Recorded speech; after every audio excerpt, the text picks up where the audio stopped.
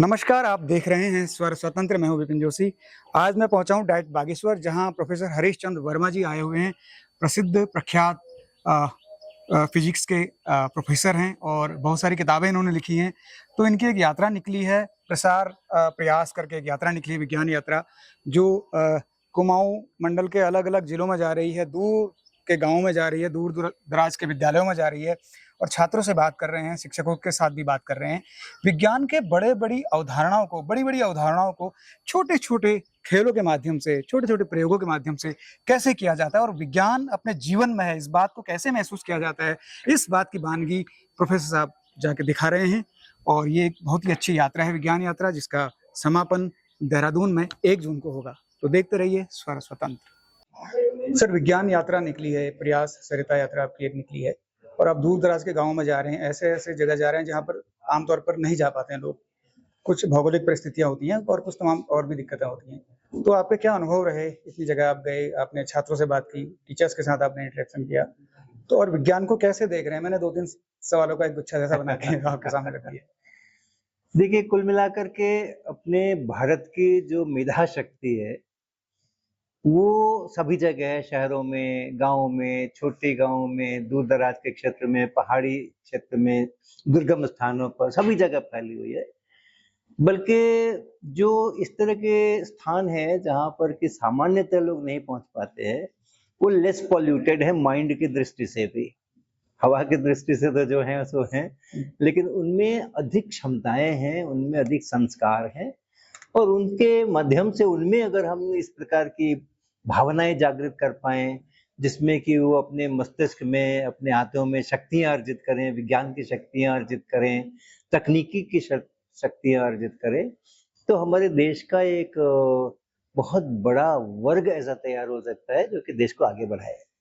तो इसी भावना को लेकर के हमने ये तय किया था कि हम कोशिश करेंगे बड़े शहरों को भी आवश्यकता है। बड़े शहरों में भी हम लोग काम कर रहे हैं, लेकिन ऐसे जो क्षेत्र हैं, जो साधारणतः उपेक्षित हैं, साधारणतः जहाँ पर के लोगों को एक्सपोज़र नहीं है और प्रेरणा के लिए कुछ इस प्रकार की चीज़ें नहीं हो रही हैं, विज्ञान को विज्ञान के रूप में लेने के लिए, समझ विकसित करने के लिए, तो ऐसी जगहों पर जाकर के और बहुत अच्छा लग रहा है और हम गाँव में जा रहे हैं तो वहाँ के जो बच्चे हैं, वो इतने मौलिक प्रश्न कर रहे हैं और इतने श्रद्धा भाव से और प्रेम भाव से जिन्होंने कभी नहीं देखा हमें, बहुत छोटे बच्चे 4th क्लास में 5वीं क्लास में पढ़ने वाले बच्चे भी जिस तरीके से जैसे शायद आप कह रहे हैं कि बहुत कम ही बाहर के लोग आते होंगे वहाँ पे, तो इसके कारण से उनमें भी उत्साह है, हम में भी उत्साह है। कुल मिला-जुला करके हम लोग इस देश को विज्ञान और तकनीकी की दृष्टि से सुदृढ़ करने का प्रयास कर रहे हैं, वही यात्रा है। सर, शिक्षा में विज्ञान का जिस तरीके से मतलब विज्ञान को कैसे सहज बनाएँ? मैं देख भी रहा था सोशल मीडिया में और तमाम मीडिया ने इस बात को भी प्रसारित किया है कि कबाड़ से जुगाड़ का जो कॉन्सेप्ट है, यानी छोटे-छोटे तरीकों से बहुत सस्ते में बड़े-बड़े अवधारणाओं को समझा देना, वो आप कैसे कर पाते हैं? नहीं, वो इच्छा शक्ति की बात है।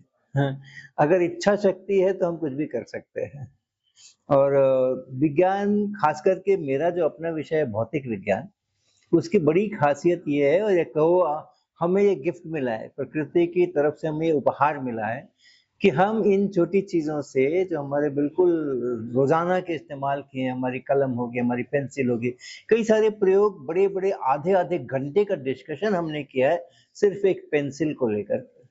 एक पेंसिल को मैं अपने हाथों के ऊपर टिका लूँ और उसके बाद किस तरह से वो पेंसिल फिसलती है, क्या करती है।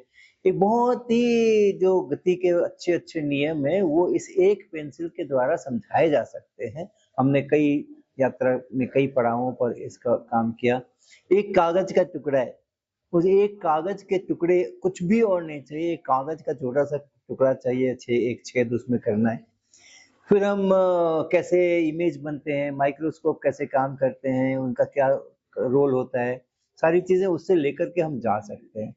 तो अगर इच्छा शक्ति हो कि हाँ, हमारा जो समाज है, वो विज्ञान के साथ में जुड़े, तो चाहे बड़ा शहर हो, छोटा शहर हो, धनी-मानी हो या कोई भी हो, अगर हम चाहते हैं कि हमारा विज्ञान हमारे जीवन के साथ में जुड़े, तो जीवन में काम आने वाली जो वस्तुएँ हैं, उसको हमें लेके आना पड़ेगा अपने प्रदर्श के रूप में या अपने इसके रूप में।